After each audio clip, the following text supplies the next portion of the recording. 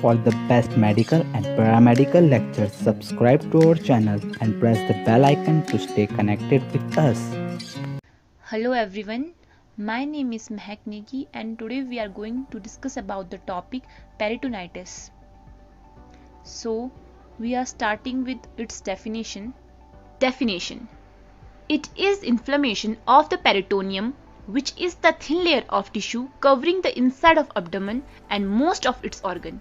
The inflammation is usually the result of a fungal or a bacterial infection. Etiology: risk factors. Bacterial infection, Streptococcus, E. coli, Pseudomonas, an abdominal wound or injury, example accident, a ruptured appendix, a stomach cancer, perforated colon, stomach ulcer, diverticulitis, pancreatitis, any liver disease, infection of a gallbladder, intestinus, or a bloodstream. Pelvic inflammatory disease, any abdominal surgery, medical procedure, previous history of peritonitis. Symptoms of peritonitis: abdominal pain or tenderness, fever, nausea and vomiting, fatigue, thirst, loss of appetite, diarrhea, low urine output.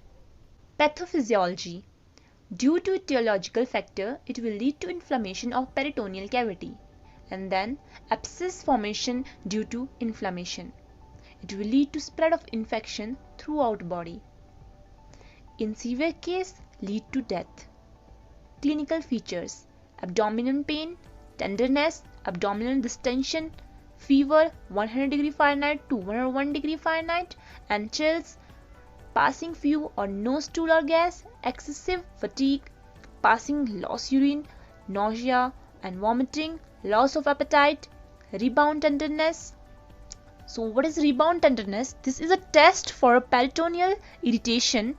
Palpate deeply and then quickly release the pressure. If it hurts more when you release pressure, the patient has rebound tenderness.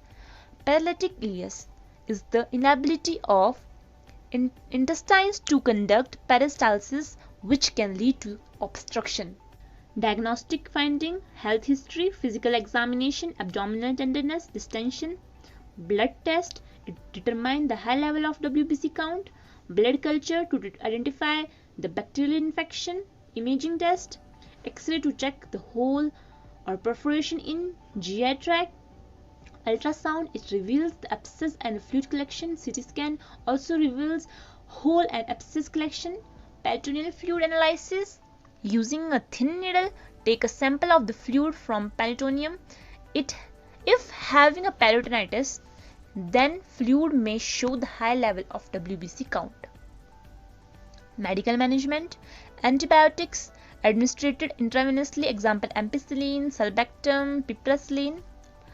IV fluid administration to correct the electrolyte imbalance, because in the condition there is alteration in the potassium, sodium and the chloride level. Analgesics to relieve pain.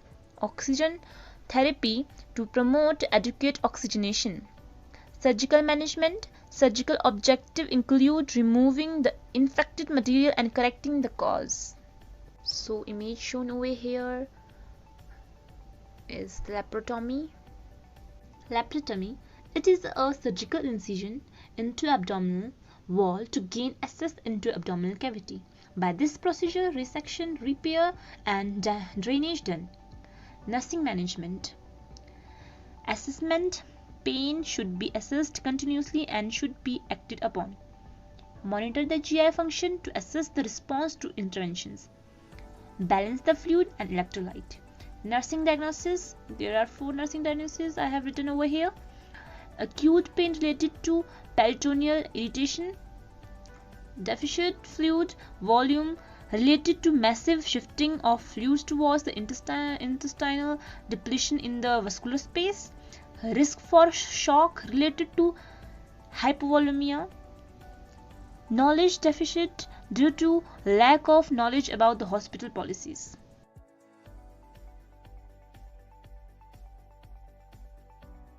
Do like, leave a comment and share with your friends.